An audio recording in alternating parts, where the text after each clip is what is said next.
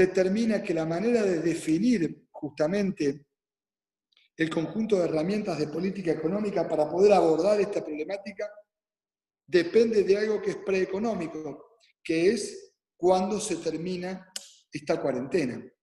Y esa respuesta no existe todavía. Vean ustedes lo que pasó en Chile, desescalada y tuvieron que volver porque había aumentado la tasa de contagio. En Alemania de 0,5 a 1,30 la tasa de contagio se aceleró en la media de la desescalada. Como que no me corresponde a mí hablar sobre COVID, pero sí sobre economía y sobre herramientas de crédito. Y creo que es importante entender que el aislamiento social y la circulación comunitaria de virus presenta una restricción para el desarrollo de políticas contracíclicas que permitan aminorar el impacto, que es muy grande, porque no sabemos qué va a pasar. Y además, en América Latina tenemos un problema adicional. Vimos la pandemia hasta acá en el hemisferio norte, que tiene como característica mayoritaria economías desarrolladas, sistemas de salud para economías desarrolladas, sociedades principalmente sajonas y asiáticas, es decir, muy ordenados, y además frío que se les está yendo. En América Latina tenemos economías en vías de desarrollo, sistemas de salud correspondientes a economías en vías de desarrollo, somos latinos, por lo tanto más desordenados, y además tenemos el frío que está llegando. Y agregamos un dato adicional. Nuestras economías tienen características de concentración demográfica y hacinamiento que no presentan las economías desarrolladas. De modo que si nosotros tenemos circulación social del virus en ciertos sectores de nuestra geografía, dada la concentración demográfica, la consecuencia puede ser muy complicada. Básicamente porque cuando se dispara la tasa de contagio, en función de la cantidad de casos que requieren justamente asistencia mecánica respiratoria y unidad de cuidados intensivos, se desbordan los sistemas de salud y ya vimos en el hemisferio norte lo que pasa. Imagínense si eso sucede en países como la Argentina. Ahora, toda esta situación lo que generó es una crisis que acaballa, solapa dos crisis económicas, dos problemas económicos que van de la mano. Por un lado, hubo un brusco freno en la demanda al mismo tiempo que se frenó la oferta. Normalmente, yo básicamente soy un profesor de economía de la facultad, cuando se diseña política económica se diseña para atender demanda deprimida, para que crezca, o para atender una oferta con problemas para que se recupere. Y acá se apagaron los dos motores. Entonces, el freno brusco, sudden stop, dicen los americanos, los norteamericanos, este freno brusco de la economía genera una crisis de una magnitud que todavía no podemos terminar de dimensionar porque no terminó de desplegarse toda la magnitud. Es un meteorito que cae y se está hundiendo en la Tierra y no sabemos la profundidad del cráter que va a dejar. Y por lo tanto, el diseño de política económica que atienda la salida de esa crisis es imposible de definir porque es como si nosotros quisiéramos diseñar una reconstrucción de una ciudad como Londres, por ejemplo, de la Segunda Guerra Mundial, después de haber sido bombardeada, sin saber si no van a seguir cayendo las bombas.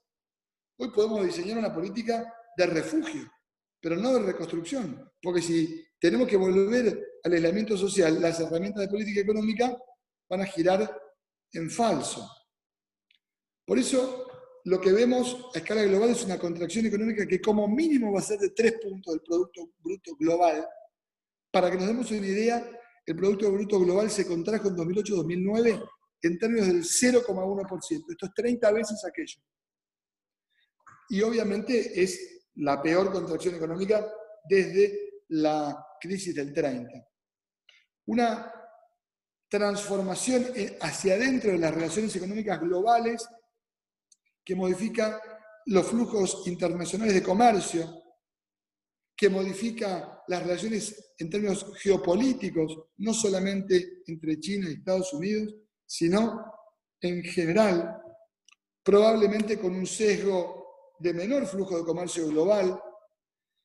Se modifican también las relaciones económicas hacia adentro de la ecuación económica de los distintos mercados. Por ejemplo, producir alimentos hoy tiene una proporción, un costo energético en términos de la energía fósil mucho más bajo que lo que era antes de la pandemia, porque el desplome del precio de los combustibles fósiles modifica la relación barril de petróleo, por ejemplo, tonelada de soja, históricamente en el orden de 7 barriles por tonelada, después se fue a 10, hoy.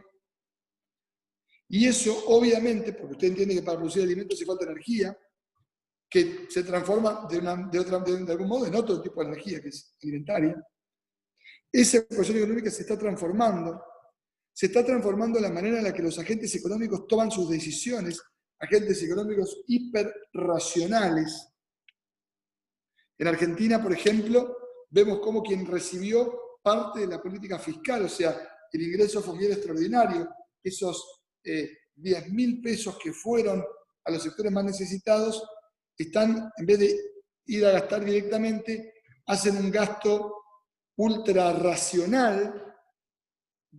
Uno puede recordar en las películas cómo los refugiados en la Segunda Guerra que se escondían tenían esas hogazas de pan envueltas en trapos, iban sacando pequeños pedacitos para administrar la comida en el largo plazo. Bueno, la manera de gastar la plata hoy se parece bastante a eso por parte de los agentes económicos. Y no queda claro cómo va a ser el modelo de decisión a partir de aquí. ¿Habrá consumo hiperracional? No. ¿Será diferenciado en función de los distintos mercados? Mercado de turismo, mercado de deporte, mercado de espectáculos, obviamente mercado de alimentos, mercado de servicios profesionales, mercado de tecnología, de conectividad.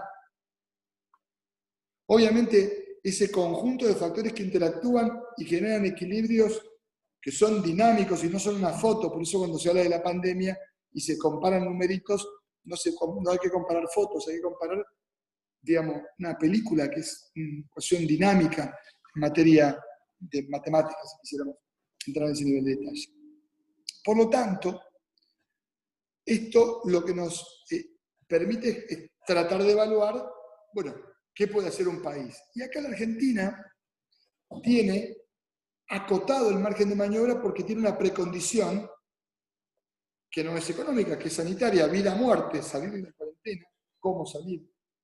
Pero una precondición previa, que es Argentina tomó un PBI de deuda en 4 años.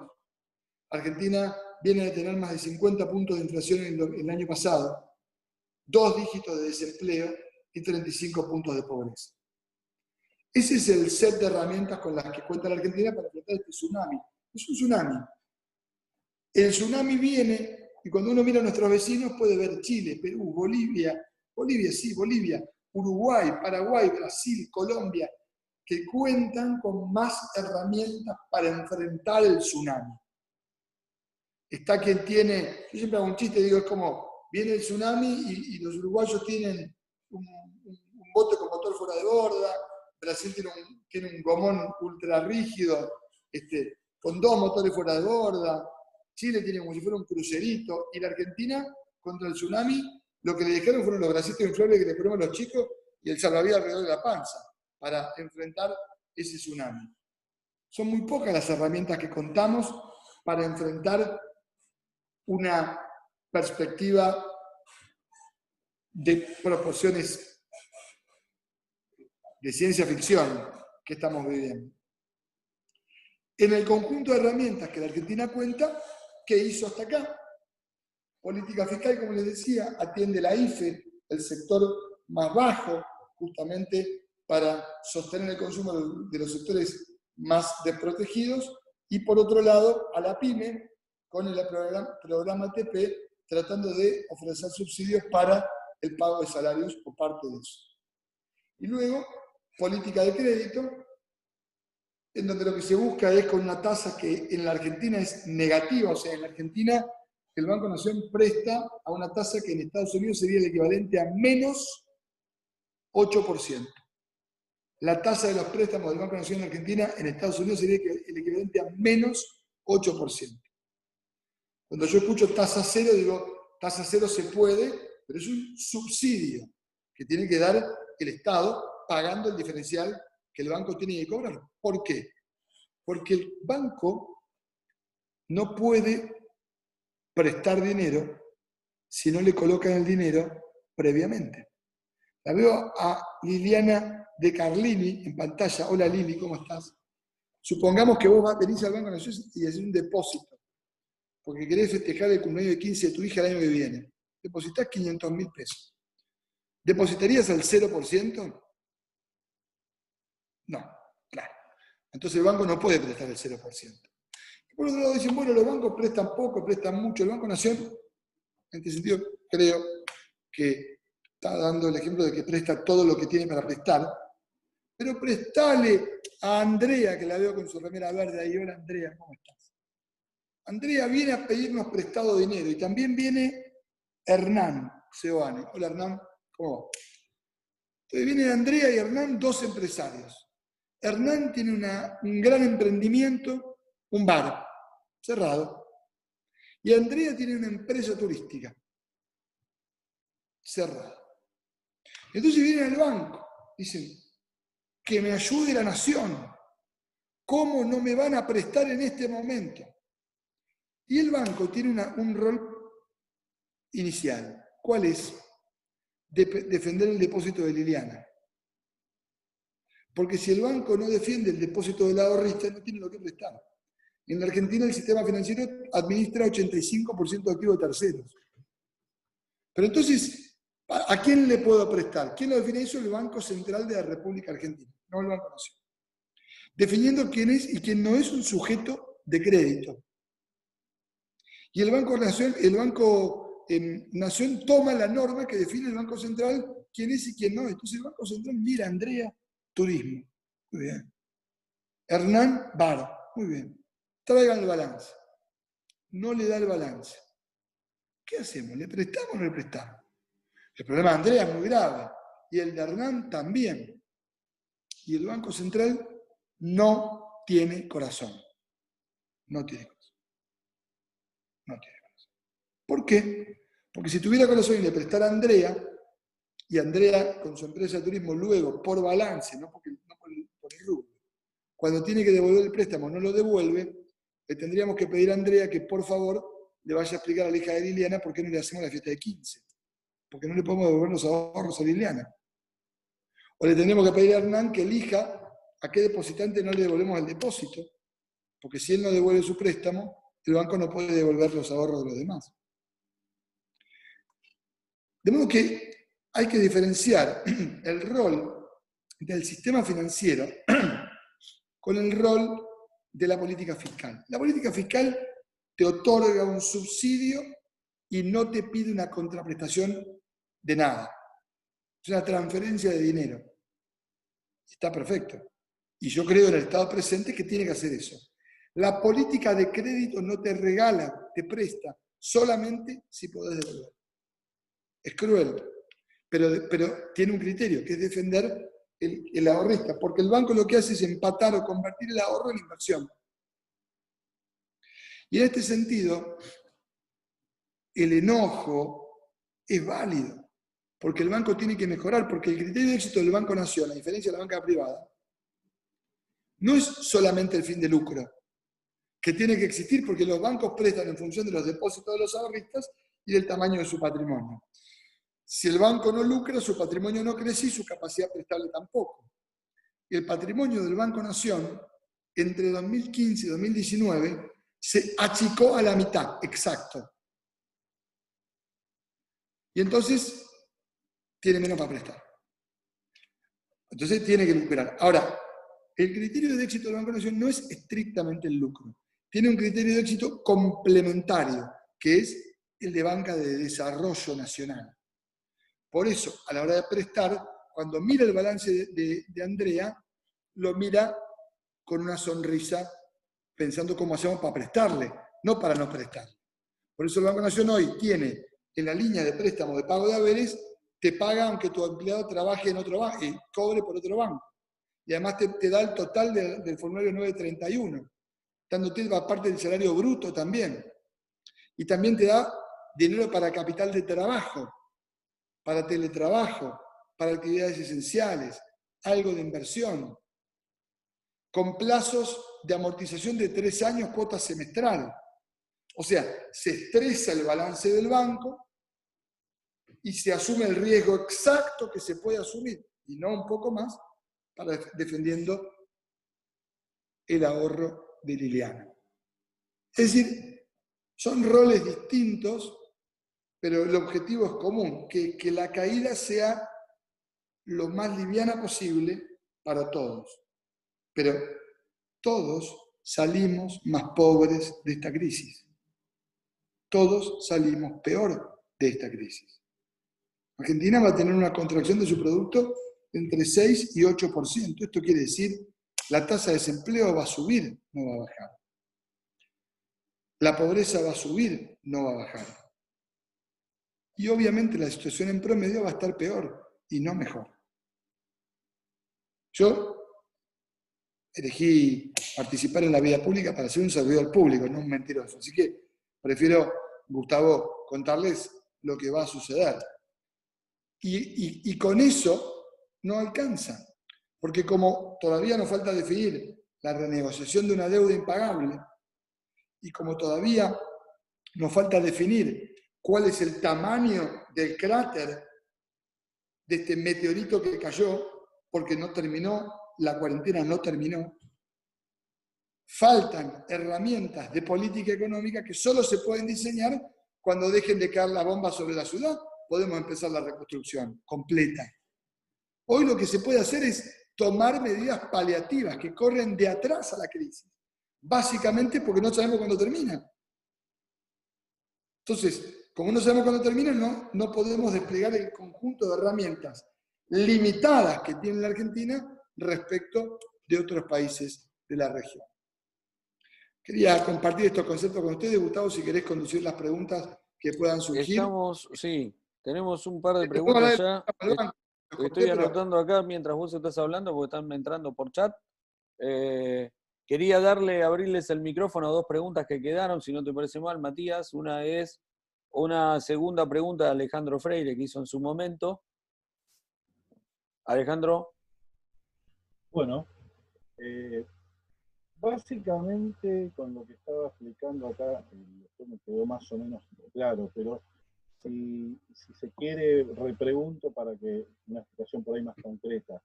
En el lugar donde nosotros estamos, que es un lugar bastante hermético, lo que ha pasado es que, por ejemplo, ya hay 2 casos de suicidio por gente que se deprimió porque no tiene trabajo, o bueno, gente que está pasando hambre, no hay atención porque toda la poca infraestructura hospitalaria que hay está dedicada al virus, con lo cual, claro, lo que pasa es que la pregunta sería, ¿es peor la pandemia o es peor la cuarentena? ¿Qué se va a llevar más gente? Y de acuerdo, bueno, en cada región que puede llegar a pasar, porque uno ve que las noticias de este tipo de lugares no están en ningún lado. Nosotros acá sí vemos las noticias de Buenos Aires, de Córdoba, de Rosario, de todo. Pero las noticias de acá no están en ningún lado. Y bueno, acá hay entre 150 y 200.000 habitantes, que gracias a Dios no hay ni un solo caso del virus, pero está muriendo gente por otras cosas, o está padeciendo por otras cosas relacionadas con la cuarentena. Y bueno, estaría bueno ver qué solución puede haber para este tipo de situación, ¿verdad? Mira, yo creo que no cabe duda a escala global de que se lleva mucha más gente la pandemia que la contracara. Y si no, miremos a Brasil qué está pasando. Es decir, de vuelta, presentar la realidad como una sumatoria de casos cuando hace ciencias sociales. Y bueno, se suicidaron 2 personas, no, y acá, bueno, hace unos 600 años, cuando había una epidemia de gripe, si justo se cruzaba una señora pelirroja, le echábamos la culpa, decíamos que era una bruja y la quemábamos, y parecía que era cierto, porque era muy verosímil. Pero no tenía culpa la señora pelirroja, era una gripe. Y hace poco tiempo apareció un conjunto de personas que creían y sostenían que no era necesario vacunarse. ¿Vieron ese movimiento? Los antivacunas. Bueno, la humanidad evolucionó y la ciencia tiene un rol, justamente, que es básicamente el de sacar conclusiones que son sostenibles, falseables, por supuesto, pero sostenibles en función de la información disponible, Alejandro. Y la información que disponemos es que en términos generales no hay otra respuesta que la del aislamiento social. Por supuesto, el grado de aislamiento depende de cada uno de los lugares en donde se toma. Corea del Sur demostró una solución que es la ideal. Y muchas veces ustedes son gente grande, salvo Hernán, que sabemos que tenés 25 años, sos un tipo joven. Ustedes saben que lo perfecto es enemigo de lo bueno. Y Corea fue lo perfecto. ¿Por qué hizo Ale ahí Corea? Hizo una gran cantidad de testeos, seguimiento tecnológico de los infectados sintomáticos y asintomáticos, aislamiento preventivo y por lo tanto identificó, clusterizó las poblaciones con riesgo y ordenó y tuvo una solución que es la ideal. Es la ideal en Corea del Sur. En Argentina, ¿cómo haces con la Villa 31? ¿Qué le decís? Digamos, no pasen de esta vereda, no crucen. Yo soy de Santa Fe. En el interior, digamos, es más fácil, porque vos podés aislar ciudades y tratar de decir, bueno, acá no hay, entonces sí se pueden liberar. Eso, por supuesto que sí. En eso, sin duda. Esa es la estrategia, pero la estrategia es el resultado de un proceso de aprendizaje, porque nadie tiene el manual. Y cuando nadie tiene el manual, lo cierto es que quien toma la decisión la tiene que tomar primero protegiendo la vida humana. Primero protegiendo la vida humana. Y entonces achicando el margen de riesgo que se corre. Y el margen de riesgo que se corre menor es con la cuarentena. Y en la salida, obviamente, con más testeo, con más clusterización de las poblaciones, pero en el entendimiento de que si hay circulación social del virus, es cuarentena la solución que, insisto, desde Pedro Sánchez a Donald Trump, desde Netanyahu a Boris Johnson, y podemos repasar desde Xi Jinping hasta Piñera, todos han tomado la misma política y han ido para atrás. Vean ustedes Angela Merkel.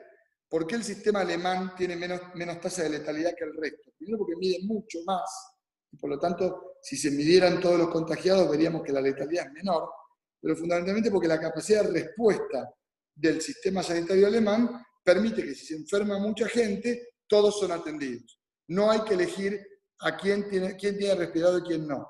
Por eso el Estado Nacional, en la medida de las posibilidades, no es que la cuarentena fue lo único. La cuarentena es un paso que se integra con hospitales modulares, compra de respiradores, refuerzo del sistema sanitario, justamente para atender la ultrademanda en un corto periodo de tiempo, que es lo que se espera suceda probablemente en las próximas 2 semanas, comenzando con malas noticias o noticias todavía peores a partir de entre lunes y miércoles que viene.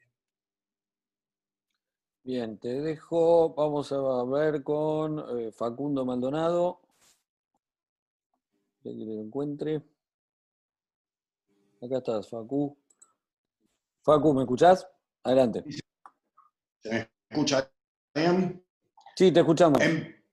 Perfecto. En primer lugar, obviamente agradecerte a vos y a Politeia, siempre es interesante poder debatir cara a cara. Quería aprovechar al expositor, no referirme a lo que hablamos en Pasos Perdidos ante la reunión, y quería aprovechar a Matías en su doble condición, por un lado de director del Banco Nación y por el otro lado de dirigente político o expresidente del Consejo Económico y Social del PAD, como para poder hacer 2 preguntas en sincro.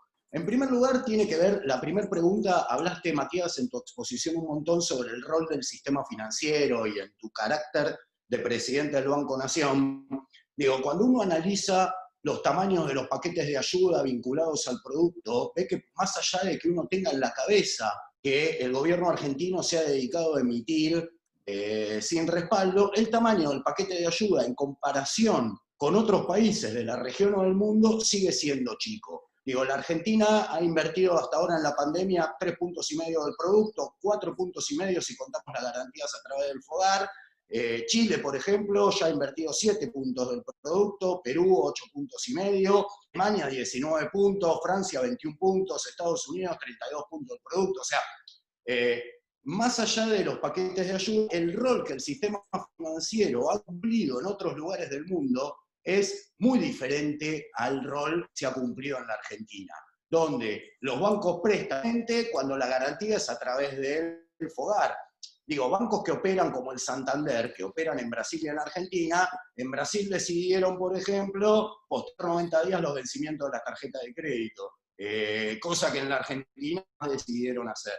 En tu rol de director del Banco Nación, ¿cuál crees, teniendo en cuenta, digamos, que el público, los bancos públicos tienen un rol de fomento a las pymes, y el Banco Nación lo hace muy bien a través de los créditos Carlos Pellegrini, etcétera, etcétera, pero ¿cuál crees que debiera ser el rol del sistema financiero y el tamaño del paquete de ayuda que Argentina debiera dar para tratar de mantener los niveles de economía en estable? Y por el otro lado, por un lado veo que la base de la pirámide podríamos decir que está más o menos contenida a través del IFE y a través del presidente diciendo todo el tiempo que nadie va a quedar solo. La pirámide o la gente más rica de la sociedad tiene ahorros o, digamos, dejará de invertir o de gastar en cosas superfluas, pero va.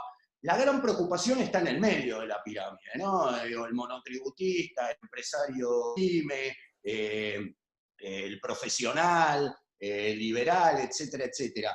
¿Cuál crees que debieran ser las medidas que el gobierno o el Estado debiera tomar para llegar al medio de la pirámide? Digamos que es el perfil que por lo menos a mí me ocupa. Si decimos que la base de la pirámide vamos a llegar por desarrollo social y que el techo de la pirámide tiene ahorros y es un porcentaje muy chico de la población, ¿cómo hacemos para asistir al medio de la pirámide, que es el gran dinamizador social de la economía?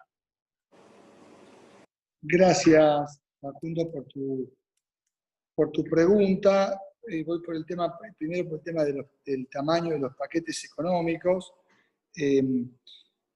Respecto de los tamaños comparados, sería entrar en un debate, es más grande el paquete de ayuda de la Argentina. El modo de desembolso, por ahí no te lo permite ver ahora, pero si vos mirás el nuevo ATP, el nuevo IFE, vas a ver que algunos países anuncian la totalidad del paquete que va a durar hasta septiembre, y Argentina, si lo vas contando por lo desembolsado, entonces ahí tenés una diferencia en la medición. Pero tomo el punto. La diferencia central entre los países que vos nombraste y la Argentina es el margen de maniobra que tiene cada país. Argentina en este momento está discutiendo cómo refinancia su deuda externa, y por lo tanto esta refinanciación determina la capacidad justamente de tomar deuda en el mercado voluntario de deuda, para que la redundancia, cuando Argentina se quede sin margen fiscal. Entonces, hoy todos los paquetes de ayuda son emisión, y el tamaño del paquete de ayuda está ordenado justamente en función de 8 millones de IFE que reciben los 10.000 pesos, más todo el paquete de más de 4 millones de créditos a tasa cero, que eso es un subsidio y es para la clase media, justamente el subsidio de 350.000 pesos para autónomos y monotributistas. Desde el lado del salario, el subsidio opera a través del subsidio a la pyme para el pago de salario. Es decir, ¿cómo sería un subsidio para la clase media? Básicamente ayudando a la pyme a pagar los sueldos. Bueno, eso se está haciendo. La transferencia directa de recursos se operó sobre autónomos monotributo A y B, la IFE, y trabajadores del sector informal, básicamente porque son los que se quedan sin ingresos. El asalariado no perdió ingresos. Y si lo perdió, para eso está el ATP, que lo que hace es digamos, atender la necesidad de financiamiento de las empresas, no como deuda, sino como subsidio para el pago de salarios, y una política de crédito a tasa negativa en la Argentina, que lo que hace justamente es ofrecer herramientas de crédito a las pymes. ¿Alcanza? No. Está claro que no alcanza. ¿Podría ser más potente? Probablemente tendría que ser también más eficiente, porque entre la decisión de política económica y la implementación de la misma hay una curva de aprendizaje de un Estado que venía de no estar presente y por lo tanto este camino para mejorar cómo se otorga el programa ATP, en función de qué parámetros se otorgan los subsidios, quién es beneficiario, quién no, qué empresa entra y qué empresa no, es un camino de aprendizaje, si se quiere, que solo sucede a partir de un proceso que itera, a partir de que sucede el subsidio. Y la otra cuestión es contra qué, digamos, cómo se financia. Hoy la recaudación se desplomó completamente y entonces los recursos que tiene, el margen de maniobra que tiene el Estado es nula, salvo en términos de emisión monetaria.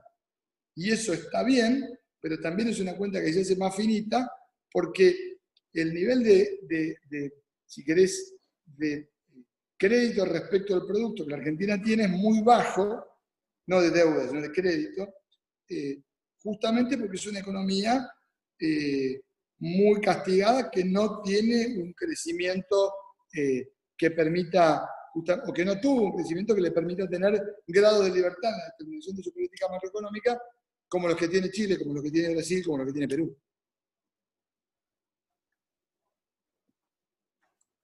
Facu, ¿te has contestado? Perdón. Ahí está, Facu. Sí, obviamente lo único que podríamos agregar es si salimos de la emisión y lográramos destinar los recursos previstos en el presupuesto para el pago de la deuda corriente, probablemente otro sería el escenario, con lo cual habrá que esperar a la renegociación que se está llevando en estos días para ver si podemos pasar de un programa de supervivencia a uno de desarrollo. Entendiendo que en las guerras uno no se preocupa por el déficit fiscal. Escuchaba una preocupación enorme y uno escucha todo el tiempo una gran preocupación por el déficit fiscal. No existe esa preocupación cuando uno está en el medio del combate. No la tienen los países centrales y tampoco debe preocuparnos hoy demasiado. Ya habrá tiempo de ordenar el déficit fiscal cuando nosotros. Bueno, este es un gobierno que justamente tiene esa política, por eso está llevando adelante estos paquetes de ayuda con independencia justamente del déficit fiscal. Estoy de acuerdo con vos. Bien, Rodolfo Fraga, tenías la mano levantada. Ahí ya te habilité el micrófono. Bueno, buenas noches. Gracias, Matías, por la charla. Y mi pregunta, bueno, está sumada un poco a la de Facundo, pero más al día a día. Mi pregunta es la siguiente. En un momento explicabas que, bueno, que el banco obviamente no puede prestarle dinero a la persona que no está capacitada para devolverla. Por otro lado, el gobierno ayuda en parte a las pymes y a los comerciantes a abonar parte del sueldo a los empleados. Pero bueno, esto no alcanza. Y mi pregunta es la siguiente. Un comercio o una empresa que no puede abrir sus puertas, por ejemplo, una zapatería, hablando de comercio, una casa de ropas, ¿cómo va a ser para salir adelante cuando no tiene un préstamo? Y si ese préstamo lo tiene evidentemente ingreso cero, no lo va a poder devolver, va a poder pagar el sueldo un mes o 2 meses, que ya vamos 2 meses de cuarentena. ¿Y cómo se sale de eso? Y también te quería contar, yo tengo un comercio, y por ejemplo nos está pasando que no hay entrega de productos. O sea, tengo una ferretería, por ejemplo. Pinturas no están entregando porque las fábricas están cerradas, directamente cerradas. Entonces nos encontramos que estamos desabastecidos y no podemos trabajar. Estamos trabajando un 20, un 30% de lo que lo veníamos haciendo. Entonces veo que por un lado, por ejemplo, dejan abrir a los corralones, pero no dejan trabajar a los albañiles, a la mano de obra. Entonces, ese corralón no tiene a quién venderle, porque la masa está en la construcción. Y a nosotros nos pasa, por ejemplo, que no tenemos mercadería y no nos entregan mercadería porque las fábricas están cerradas. Entonces, es un círculo vicioso y nos encontramos en el medio de ese problema. Y digo, ¿no sería conveniente que abran ciertos negocios o fábricas o pymes y se controle la masividad de la gente? Ejemplo, transportes, lugares de pago, vía pública. ¿No sería conveniente eso? Lo último no te escuché, ¿no sería conveniente qué, Rodolfo? Decía, ¿no sería conveniente que dejen abrir negocios, pymes y fábricas tomando los recaudos necesarios y controlando la masividad de gente, como ejemplo, como ha pasado en los lugares de Rapipago, Pago Fácil, que se amontonaron, la vez que tenían que ir a cobrar los jubilados con la gente de las asignaciones? Entonces, yo lo veo al día a día, me encuentro haciendo una cuarentena, realizando una cuarentena, y de repente de un día para otro toda la gente amontonada. Ejemplo, los trenes, las terminales de trenes y la vía pública en general. Lo que pasa es que, vos fíjate que es contradictorio lo que vos estás planteando, Rodolfo, porque, digamos, si abrís, ¿cómo controlás que la gente no se amontone? ¿Qué vas a poner al ejército a controlarlo? No podés. Efectivamente, si abrís, y si no abrís, tenés estos problemas. Yo creo que es muy inteligente tu planteo respecto de la coordinación de los sectores que se abren y la mano de obra requerida en la interacción de esos sectores. Sin duda, sin duda. Y eso es un proceso de aprendizaje sobre una situación absolutamente anómala. Esta anomalía genera que el Estado, bueno, abra, aprenda, abra otro sector, cierre otro, cierre una zona. Bueno, y después respecto a los comercios, si un comercio está cerrado y obtiene un préstamo y el préstamo no lo puede pagar, ¿qué te puedo contestar, digamos? Básicamente que le vamos a prestar de vuelta y no puede pagar y le prestamos de vuelta. Entonces, yo lo tengo en pantalla a Marcelo González, Adolfo González Aleman y a Mariano Cravedi. No le devolvemos la plata a ninguno de ellos tres. Y vamos volteando gente que depositó, vamos eligiendo ahora a quién no le devolvemos. Muy difícil.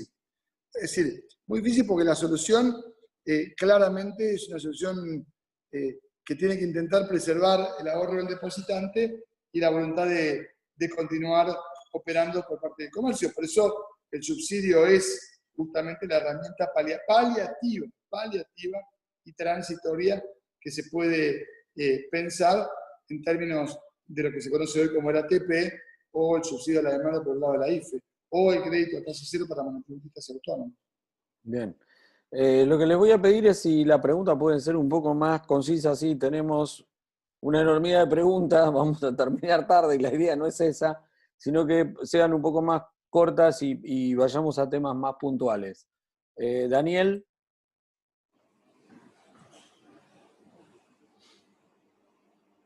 Hola Matías, bueno, gracias y muy clara tu exposición, te agradezco nuevamente por participar en Politeia.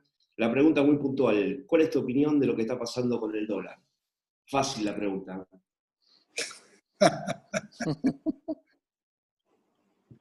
Bueno, mirá, yo puedo hablar del dólar oficial. Hay temas como, por ejemplo, cuánto creo que va a estar el dólar, sobre los cuales no puedo hablar, pero porque estoy literalmente regulado por el Banco Central.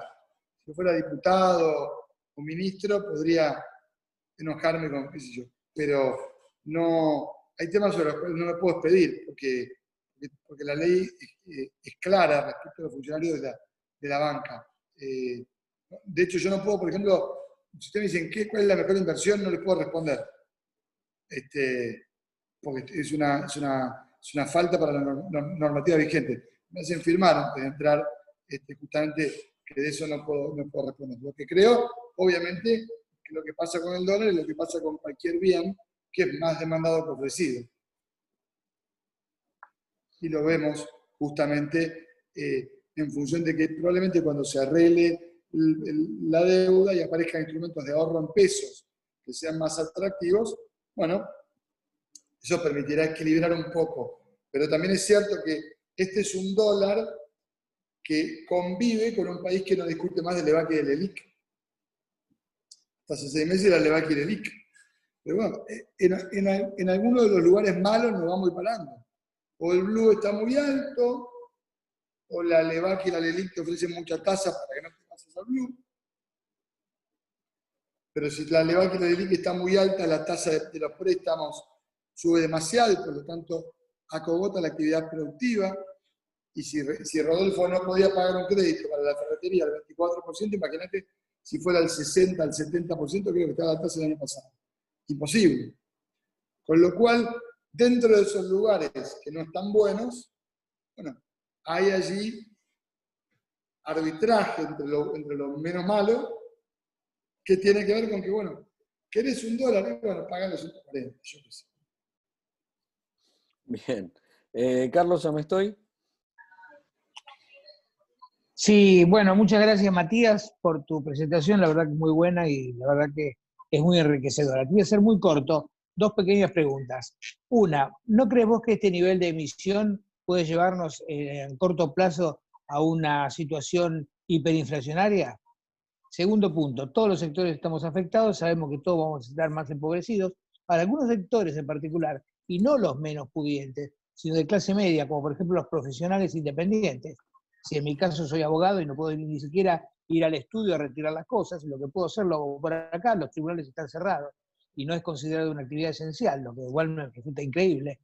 Tengo una hija que es odontóloga y no puede trabajar porque los costos de las normas de bioseguridad son muy altas y el cobro es muy bajo. Bueno, así es innumerable lo que están sufriendo en cada una de las actividades. Yo te mencioné estas dos en particular. Y después el riesgo de una hiperinflación. Gracias. Gracias, Carlos, por tu pregunta. Respecto a profesionales independientes, están contemplados como parte de la política de crédito y de subsidios en general. Si son monotributistas, tienen el crédito de hasta 150.000 pesos a tasa cero, una primera versión, luego habrá que ver si se renueva, y tienen líneas de crédito con tasa subsidiada del 18% de tasa fija, más 2 años de variable, para la incorporación de todos los elementos que permitan trabajar justamente a distancia. Porque no está abierto solo a tribunales, con lo cual, obviamente, parte de lo que tiene que ver con no estar abiertos normalmente los tribunales, litigar resulta de cumplimiento imposible. Respecto de la emisión y la igualación de emisión a inflación, bueno, es un viejo truco de la tele, ¿no? La emisión genera inflación. Bueno, la verdad es que eso es verosímil, pero no es verdad. Es decir, la emisión el año pasado se contrajo como pocas veces antes en los últimos 30 años y la inflación fue 50%. Después decían, no, lo que pasa es que el dólar, lo mismo que antes decían que el dólar era un precio más de la economía y que, por ejemplo, en Chile, en Europa, en Brasil, el dólar sube y la inflación sube. Pero en Argentina el dólar sube y la inflación sigue siendo alta. Y entonces, o el dólar corre detrás a los precios corren detrás al dólar. No hay una sola causa de la inflación. Lo que sí es cierto es que la emisión tiene efectos en la tasa de inflación cuando no se corresponde con la variación de la demanda de dinero. Y ahí está el truco. ¿Qué hacemos con la demanda de pesos? Entonces, si vos mirás el 2012 en Argentina, hubo una devaluación y una emisión muy fuerte y la inflación fue 40%. Y en el 2003, 3%. Entonces, claro, con la contracción de la actividad económica, de hecho, la emisión en abril fue fenomenal y la inflación fue 1,5%, se conoció ayer. Es decir, si nadie quiere los pesos, la emisión se puede ir a precios. Ahora, si la gente tiene demanda de dinero, la emisión no se va necesariamente a los precios. Un mejor ejemplo es los Estados Unidos de Norteamérica, que con la política de quantitative easing para enfrentar la contracción del precio de los activos financieros en 2008-2009, hiperemitió y no tuvo una tasa de inflación ni siquiera preocupante, dado el nivel de emisión que afronta. Por supuesto, si emitís sin control alguno, vas a tener un problema de impuesto, sin duda, sin duda. Entonces, la pregunta es, ¿cómo trabajás con la emisión dado el nivel de demanda de dinero? Y ese nivel de demanda de dinero no es estático.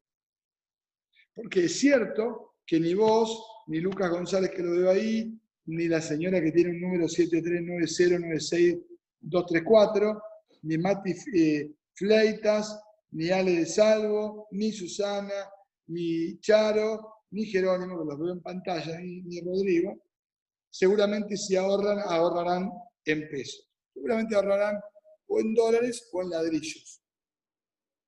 Entonces, no habiendo un mercado de ahorro moneda doméstica, cuando tenés para ahorrar, o sube el dólar o algo pasa con los precios de propiedades en Argentina.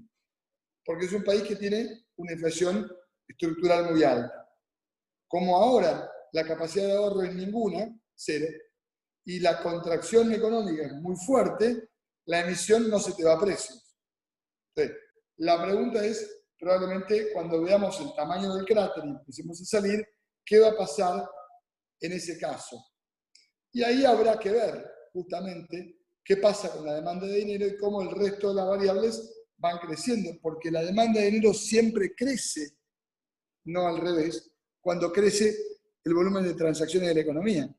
De modo que si vos te establecís en un nivel de demanda de dinero bajo y la economía se empieza a expandir, probablemente, por más que tengas emisión monetaria rezagada, tu demanda de dinero empiece a aumentar para atender justamente el aumento del producto, de las transacciones que se producen en la economía. De modo que no hay una linealidad en la relación entre oferta monetaria y variación de la tasa de inflación, pero sí existe si metemos la demanda de dinero. Y la demanda de dinero obviamente depende de un conjunto de factores que sería aburridísimo explicar, y si los explico, yo llegaría a mi casa y habría fracasado en mi tercer matrimonio que estoy dispuesto a proteger, en este caso, porque son las 9:10 de la noche y estoy en el quinto Zoom, tal y como mi garganta lo denota. Matías, quería proponerte algo porque tengo como 4 o 5 preguntas más. Hagámoslas. Bueno, y ahí si querés terminamos, dale. Hasta Y después si queda alguna pregunta, sí, me voy a atrever a través de Federico, de que me la puedan mandar, nos la puedan mandar a Politeia, y en todo caso en la semana le damos la respuesta, ¿te parece? La respondemos por audio, sí, Dale. les mando un audio de WhatsApp. Sí, perfecto. Claro. Bueno, Sergio Villafañe, te doy sonido. Perfecto, ¿se escucha? Sí. Primero, Matías, muchísimas gracias de verdad por tu tiempo. Es la segunda vez que tengo el placer de escucharte, lo he hecho en la primera oportunidad en el Sindicato de Bancarios y tus charlas son exactamente agradables como esta.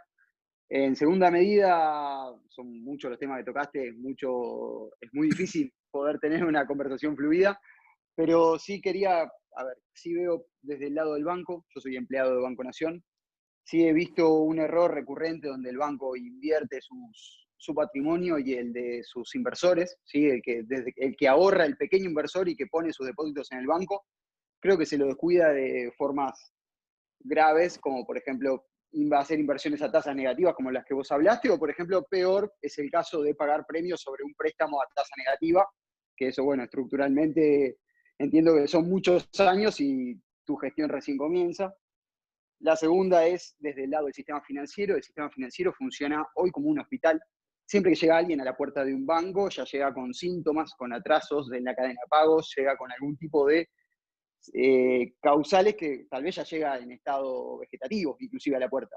Creo que habría que tener una acción un poco más proactiva respecto de ese tipo de ayuda.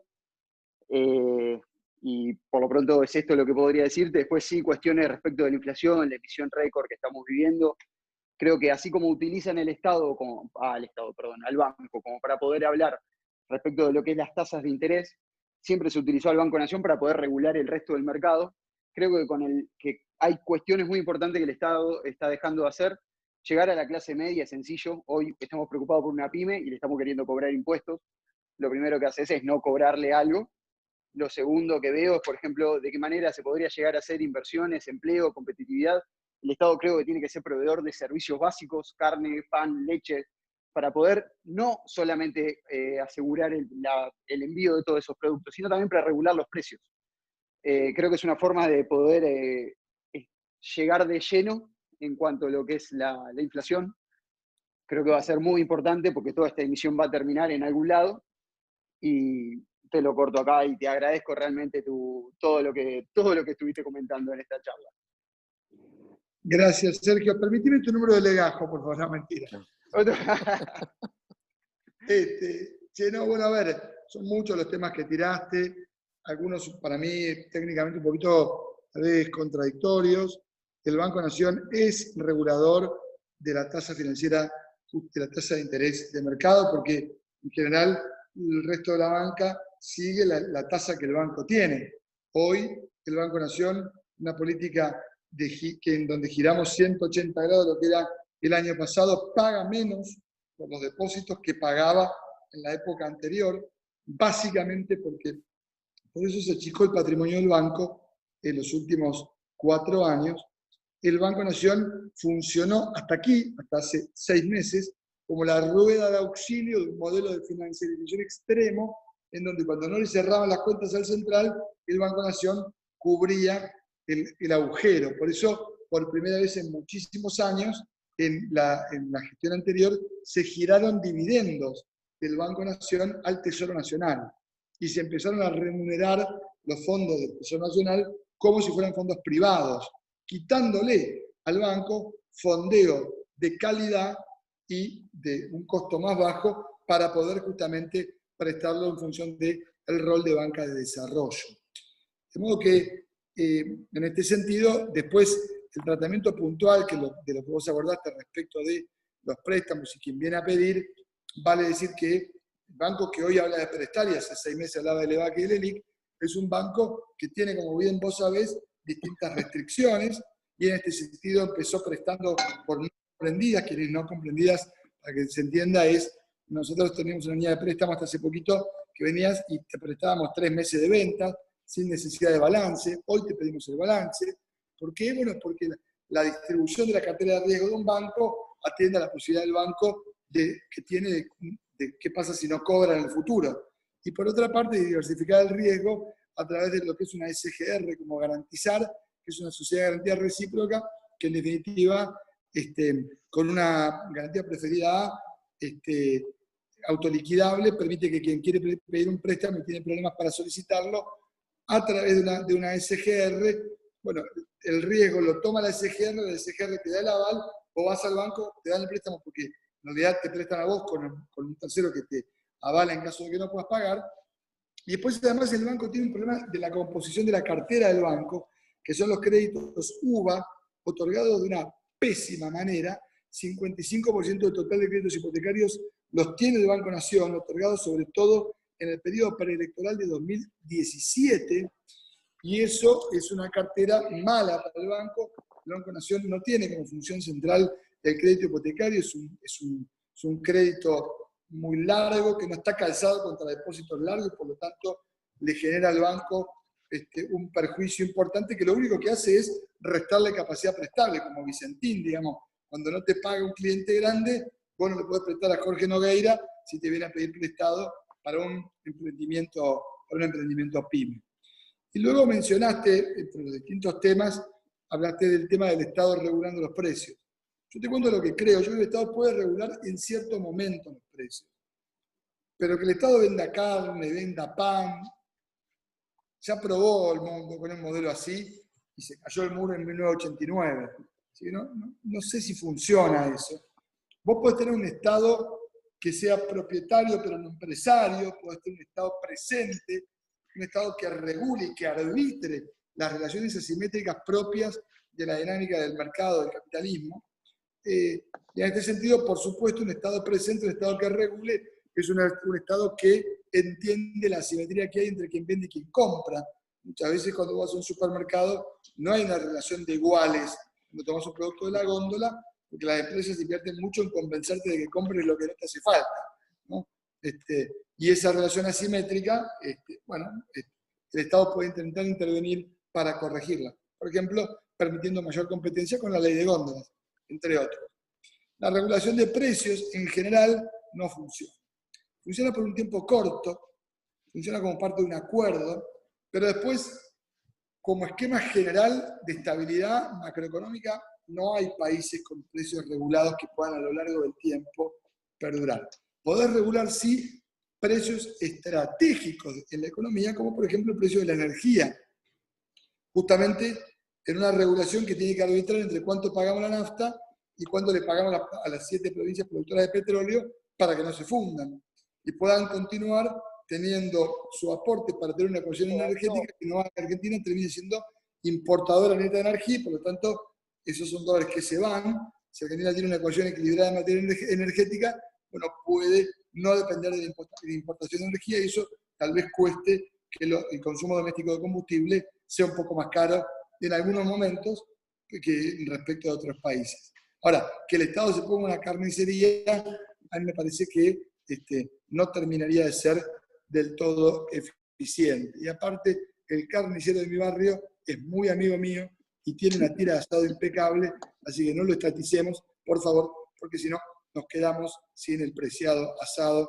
Y uno se puede meter con muchas cosas, menos con la nena, con River y con el asado. Bueno, vamos con Adolfo González Alemán. Sí, gracias Matías por la exposición y por tu tiempo. Yo quería saber cómo todo el mundo, la inquietud de todo el mundo por ahora fue, ese es lo que ocurre actualmente y no lo que viene después de la pandemia. Supongamos que la pandemia ya terminó y el país tiende a normalizarse. ¿Cómo ves vos el escenario futuro probable en un país donde, como vos dijiste, todos vamos a ser más pobres y ya partimos de un 35%, vamos a tener un índice mayor que 35%, donde la tasa de desempleo va a ser alta, donde no vamos a tener acceso al crédito exterior y donde el tejido social va a estar roto? ¿Cómo ves el escenario futuro probable? Gracias, Adolfo, por tu pregunta. Te vi tomar nota precedentemente con tu video, me creo que de color turquesa, así que preparaste la pregunta y es muy buena, y es la pregunta para mí. Es decir, yo te digo, no tengo claro lo que viene, me parece que en estas situaciones de lo que se trata es de tener la capacidad para formularnos la pregunta correcta, pero no creer que uno tiene la respuesta indicada. Me parece que no podemos pensar el futuro con la cabeza del pasado.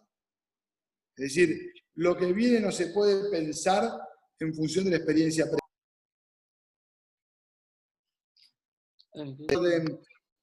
internacional, o sea, la relación, la geopolítica, cómo se va a manejar, cómo va a ser la dinámica del comercio internacional tampoco, ni tampoco tenemos claro, bueno, básicamente cómo vamos a tomar decisiones los agentes económicos. Yo creo que más que saber lo que viene, uno podría intuir dinámicas propias de mercados en particular, ¿no? Y ahí, básicamente, pensar estrategias, mercado expansivo, conservador y contractivo, y para cada estrategia 3 hipótesis: hipótesis agresiva, hipótesis intermedia y hipótesis defensiva. O sea, 9 hipótesis de trabajo para abordar justamente 9 estrategias distintas según 3 escenarios que serían, como decía, expansivo, equivalente y contractivo. Expansivo será el comercio electrónico, equivalente puede ser una panadería, y contractivo, obviamente, la industria del turismo, ferias y congresos. Expansivo puede ser un abogado, porque va a aumentar la litigiosidad, y capaz que contractivo termina siendo un servicio de asesoramiento en decoración, por ejemplo. Bueno, vos tenés distintos mercados y además esa es la foto. Para la dinámica es mucho más complicada, porque cuando el año que viene o este año no se hagan las Olimpiadas de Tokio, o cuando el año que viene no se haga el Congreso de Celulares en Madrid, el CES, o en Barcelona, el de Mobile en marzo, o en enero no se haga el CES en Las Vegas. O cuando este año, en julio o en agosto, no haya un congreso médico en Filipinas. No sé.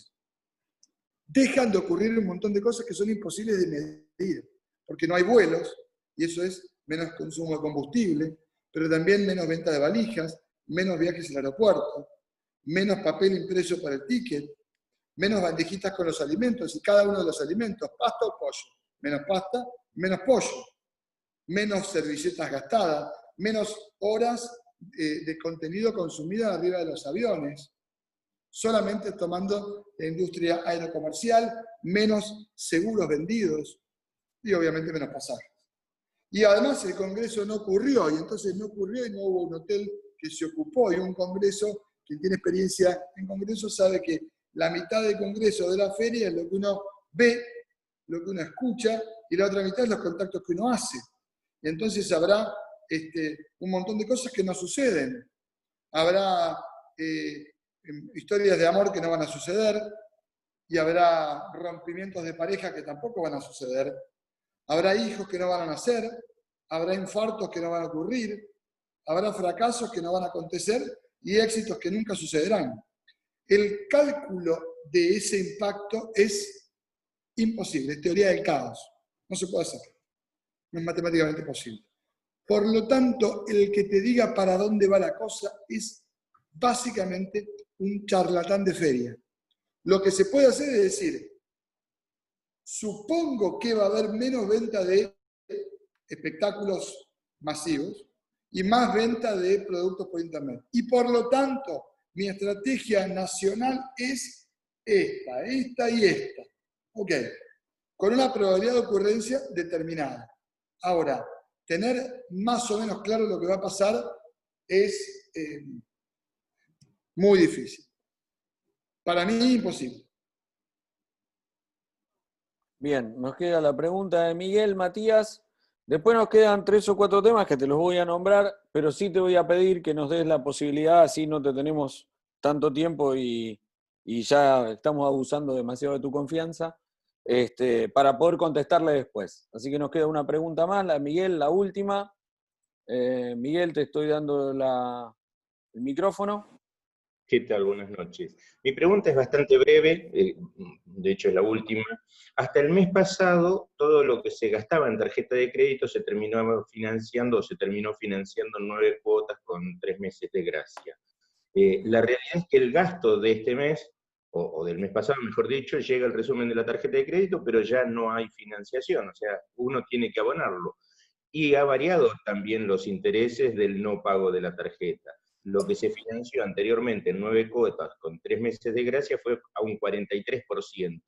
Lo de este mes ha llegado completo el resumen, no hay financiación, y en caso de que uno pague el mínimo ya sabe cuáles son los intereses que le esperan. No se pudo hacer nada, no hay nada para hacer porque la cuarentena siguió exactamente igual. Aquellos que tenemos comercio seguimos sin poderlo abrir, no generamos ingresos, y los gastos comunes, los gastos los tenemos todos, lo que es luz, gas, servicio, internet, cable, o sea, los gastos varios que hay, ¿no? El gasto sigue estando, no hay ingresos, pero ahora se viene también el único paliativo al cual podíamos acudir, que era comprar con tarjeta de crédito lo que son los insumos básicos para alimentarnos, ya que estamos encerrados y no podemos producir. Es muy coherente tu planteo, Miguel. Te corrijo, la tasa de 43% es la tasa nominal. Al tener 3 meses de gracia, la tasa real que terminas pagando es de 35%. Y por unos 3 meses no abonan la cuota. El financiamiento, además, no era de los consumos de un mes, sino del saldo total de la tarjeta. Con lo cual, todo se te reprogramó para adelante y, por lo tanto, te generó espacio justamente para consumir con la tarjeta. Coincidentemente con eso, el gobierno dispuso un programa de asistencia de crédito de tasa cero de hasta 150.000 pesos, o el 25% del monotributo, y para los autónomos, que justamente permite tomar oxígeno en la tarjeta de crédito, porque el financiamiento es a través de la tarjeta de crédito. Cierra la solicitud el día 29 de mayo en la página de AFIP, por favor no dejen de ingresar para solicitarlo, y eso también es un paliativo justamente en el sentido de lo que vos estás planteando. Además, obviamente que es muy probable que parte de los vencimientos también en este sentido se reprogramen, pero no tengo información. Es una percepción que tengo yo. El crédito de hasta 150.000 pesos se desembolsa en 3 etapas, 50.000, 50.000, 50.000, de modo que, y también con eso se financia adicionalmente el dinero para el pago de la cuota de monotributo quienes sean monotributistas. Con lo cual, bueno, es decir, ¿hay alguna herramienta? ¿Podría haber más? Sin lugar a duda, podría haber más. Ahora, esto es la Argentina, no es Francia. Con lo cual, el margen de maniobra que existe es el margen de maniobra posible. Y por supuesto, probablemente aparezca alguna refinanciación en donde habría que tomar eventualmente el saldo de los nuevos consumos y de vuelta estirarlo hacia adelante. ¿En algún momento aparece un conflicto? Sí, aparece un conflicto. ¿Por qué? Porque si vos no pagás la tarjeta, yo a Sebastián de Guío no le devuelvo sus ahorros. Entonces, me tendrás que decir a quién no le devuelvo. O a Roberto David Voces también, gran auricular. Tampoco le devolvemos a él, o a Mariano Crevadi. O el Estado entra, otorga redescuento, imprime todo, y básicamente en vez de que vos devolvíes tu deuda, le licuamos tu pasivo y también el activo de todos ellos, justamente con emisión. Si hay buena demanda de dinero, como en Estados Unidos, la Fed fue directamente a comprar la deuda de las pymes. Bueno, puede pasar, pero no tenemos la Fed. Tenemos los billetes de 1.000 pesos y la limitación propia de un país que dejaron diezmado luego de una gestión que desde mi punto de vista, después de 4 años, fue muy mala, y en el Banco Nación, los últimos 3 años, para mí fue la peor gestión de los últimos 50 años del Banco Nación, dado la contracción de su patrimonio y la situación de liquidez y de fondeo en que dejaron la institución. Bueno, Matías, nos quedaron 4 temas. Te los nombro para ya tener una idea. Son seguridad jurídica, después de la pandemia, cadena de pago, clúster empresario y comercio exterior. Si no te parece... ¿Cómo? Perdón, vuelta. Seguridad jurídica, después de la pandemia, cadena de pagos, clúster empresarios y comercio exterior. Bueno, son títulos para escribir un libro con cada uno de ellos. Sí, tal cual. Los abordamos, si quieren, con gusto luego, o podemos elaborar algún documento para que distribuyan, algún mensaje de audio con lo que quede de mi garganta a posteriori de este fin de semana. Perfecto. Bueno, te queremos agradecer. Tengo un montón de chat que están felicitándote por la exposición y la charla. Nuevamente queremos agradecerte la predisposición, no solo, aparte de tuya, también de tu equipo de gente que colaboró muchísimo para que esto saliera. Así que gracias a todos, gracias a vos, gracias al equipo, y le dejo la despedida a Arturo. Estás con el micrófono, Arturo, para hacer la despedida final y agradecerle nuevamente a Matías. Gracias a todos. Perfecto, buenas noches. Matías, gracias por tu exposición. Excelente. Y bueno, describir un poquito lo que es Círculo Politeia, que ya lo hizo Gustavo, pero además repetirles que se pueden comunicar a través de circulopoliteia@gmail.com o a través de Instagram Círculo Politeia o a través de Facebook Círculo Politeia. Como dijo Gustavo, es una asociación civil que nuestro objetivo es generar políticas de Estado y formar gente para que participe de los actos de gobierno políticos. Gracias por la participación de todos.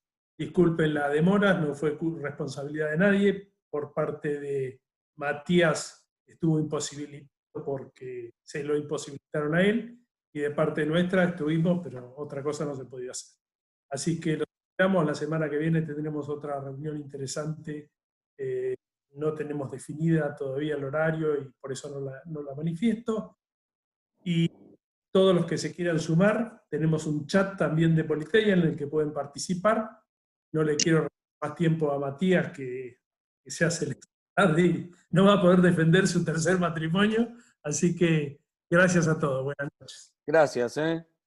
Gracias a todos, en redes sociales también, en LinkedIn, en Twitter, en Facebook y en Instagram pueden seguirme y allí publicamos también información relevante en términos de los créditos del banco. Gracias por la oportunidad, que tengan un buen fin de semana, que descansen. Gracias, igualmente Gracias. para todos.